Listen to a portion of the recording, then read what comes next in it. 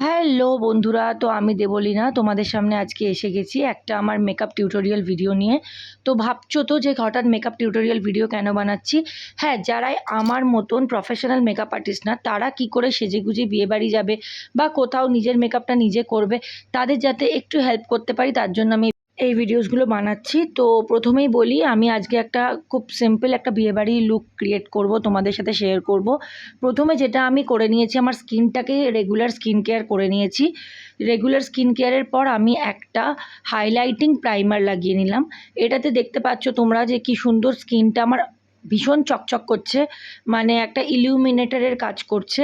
তো এই প্রাইমারটা ভীষণ ভালো, এটা একটা সুইস বিউটির প্রাইমার। আর এরপরে আমি সুইস বিউটিরই একটা প্রোডাক্ট ইউজ করছি, সেটা হলো এয়ার ব্রাশ ফাউন্ডেশন। এটা ভীষণই হাই কভারেজ, ভীষণ ভালো। এটা এটা লাগানোর পর তোমরা বেশি কনসিলার লাগানোর দরকার পড়বে না, বা যাদের ডার্ক সার্কেলস রয়েছে বা কালার কারেকশন করার দরকার পড়ছে, তাদেরও অতটা অসুবিধা হবে না। যারা প্রথম বিগিনার্স মেকআপ করছো, যাদের অনেক দিনের এক্সপিরিয়েন্স নেই, তারা আরামসে এটা দিয়ে ভালো মেকআপ করতে পারবে। তোমরা ব্রাশের সাহায্যেও এটা করতে পারো, আর এরপর অবশ্যই একটা বিউটি ব্লেন্ডার দিয়ে তোমরা ওটাকে ভালো করে ব্লেন্ড করবে। ব্লেন্ডিংটাই আসল, ব্লেন্ডিংটা যত ভালো হবে মেকআপটা তোমাদের তত ভালো হবে। ব্রাশ দিয়ে যাদের সুবিধা তারা ব্রাশ দিয়ে করবে, আর তারপর না হলে ট্যাপ ট্যাপ করে বিউটি ব্লেন্ডার দিয়ে করবে। এবার আমি লাগিয়ে নিচ্ছি একটা কনসিলার। তো আমার শেড নাম্বারগুলো আমি তোমাদের পরে বলে দেবো নেক্সট ভিডিওতে, যে আমার শেড নাম্বারগুলো কি। আমার কনসিলারের শেড নাম্বারটা হচ্ছে 04 ন্যাচারাল বেজ। তো আমার ন্যাচারাল বেজের ওপরই আমার কনসিলারটা নেওয়া। এটা সুইস বিউটির প্রোডাক্ট। তো এটা দিয়ে আমি কনসিলারটা যে যে জায়গাগুলো চোখের তলায়, নাকের পাশে, কপালে যে হাইলাইটিং পোর্শনগুলো রয়েছে, বা যেখানে তোমার মনে হবে যে না আমি এই মার্কগুলো আমি ঢাকতে চাই, সেই জায়গাগুলো তুমি দিয়ে দেবে। তারপর আর কিছুই না, বিউটি ব্লেন্ডার দিয়ে ড্যাপ ড্যাপ করে সেটাকে ব্লেন্ড করে নেবে। তো মেকআপ নিয়ে আর একটা কথা বলবো, যে নিজের স্কিনটা যত ভালো রাখবে মেকআপটা তত ভালো বসবে। স্কিন যদি ভালো না হয় মেকআপ করতে খুব অসুবিধা হবে। তো স্কিন কেয়ারটা রেগুলার স্কিন কেয়ারটা খুব ভালো করে করবে, সকালে রাতে দুবেলাই। তো স্কিন কেয়ার করার পর অলওয়েজ মেকআপটা করবে। কন্ট্রোরটা করে নিলাম। কন্ট্রোরটা ঠিক এরকমই পজিশনে করবে, যাদের ফেস মানে কাট করার দরকার আছে তাদের এভাবে করবে। কন্ট্রোরটা করে নেওয়ার পর আমি যেটা করলাম সেটা হলো একটা কম্প্যাক্ট দিয়ে আমি পুরো মেকআপটাকে ভালো করে সেট করলাম। বা যারা এটা লুজ পাউডার দিয়েও করতে পারো। আর প্রোডাক্টগুলো যত ভালো হবে তোমাদেরই মেকআপটা তত সুন্দর হবে, তত ব্রাইট হবে, এবং স্কিনের পক্ষেও ভীষণ ভালো হবে। তো এরপর আমি আমার আইব্রোজটা ড্র করে নেবো। আমার আইব্রোজ বুঝতেই পারছো ভীষণই কম, তো সেটার জন্য আইব্রোজটা খুব ভালো করে আগে ড্র করে নিতে হবে।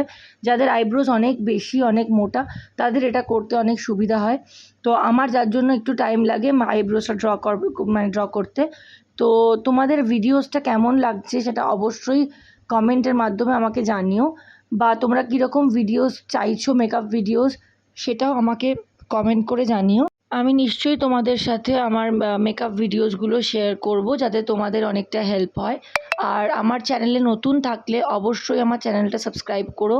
আমার এরকম অনেক নতুন নতুন ভিডিওসগুলো তোমাদের সামনে আসবে, তার জন্য বেল আইকনটা প্রেস করে দিও, সবার আগে তোমাদের কাছে নোটিফিকেশানসগুলো পৌঁছে যাবে।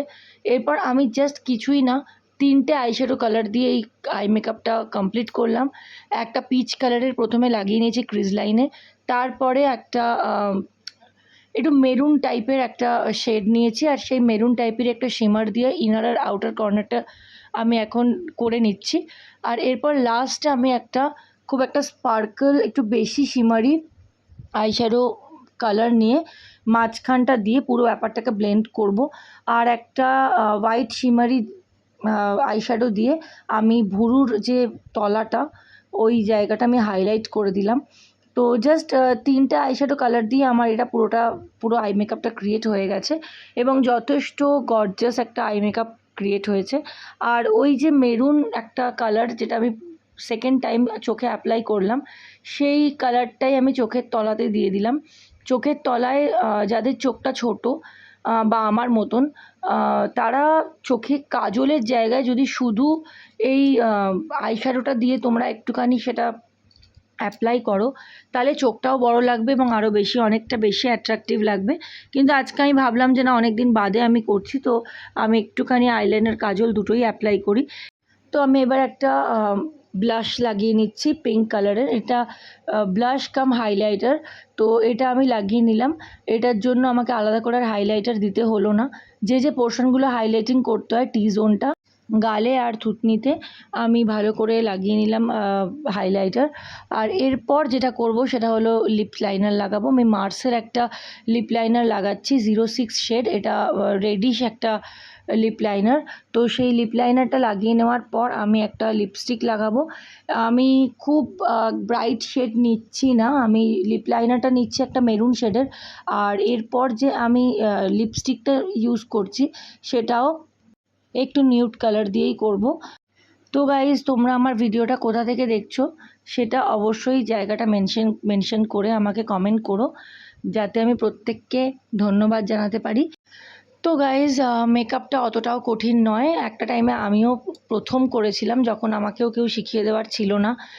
অনেক প্রবলেম ফেস করেছি যে পারছি না, সবাই পারছে, আমি কেন পারছি না। কিন্তু তারপর আমি বড়দের দেখে দেখে বা অনেক ভিডিওস দেখে দেখে, অনেক ইউটিউব দেখে, সব কিছু দেখে আমি এই মেকআপটা নিজেই শিখেছি। তো এখন অ্যাটলিস্ট কোথাও যাওয়ার জন্য, টুকটাক যাওয়ার জন্য বা মানে যে কোনো জায়গায়, বিয়েবাড়ি, অনুষ্ঠান বাড়ি যাওয়ার জন্য আমাকে মেকআপ আর্টিস্টের কাছে দৌড়তে হয় না, একটু হলেও নিজে রেডি হয়ে যেতে পারি।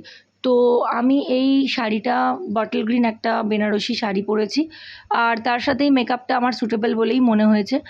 আর চুলটা আমি একটু ওপেনের মধ্যে রেখেছি, আর এই গয়নাগুলো আমি পরে নিচ্ছি, দিয়ে আমার মেকআপটা কমপ্লিট করছি। তো হেয়ারটা এখনও ডান হয়নি। তো তোমাদের ভিডিওসটা কেমন লাগছে অবশ্যই তোমরা কমেন্ট করে আমাকে জানিও। এবার আমি ভাবছি চুলটা কি করব, বুঝতে পারছিলাম না, ভাবলাম ওপেন রাখবো না কি করব, কিন্তু ভাবলাম না, একটা হালকা সেমি ওপেন টাইপের রেখে আমি একটু চওড়া সিঁদুর পরে আর তার সাথে একটা সুন্দর ফুল দিয়ে আমার হেয়ার মেকআপটা কমপ্লিট করি। এগুলো আর্টিফিশিয়াল ফুল, তোমরা যদি অরিজিনাল ফুল দিয়ে সাজতে চাও সেটাও তোমরা করতে পারো, সেটা তোমাদের চয়েসের ওপর, সেটা তো আরও সুন্দর লাগবে অবশ্যই। তো এটা আমার মেকআপ লুকটা ডান হয়ে গেছে, তোমাদের কেমন লাগলো অবশ্যই জানিও।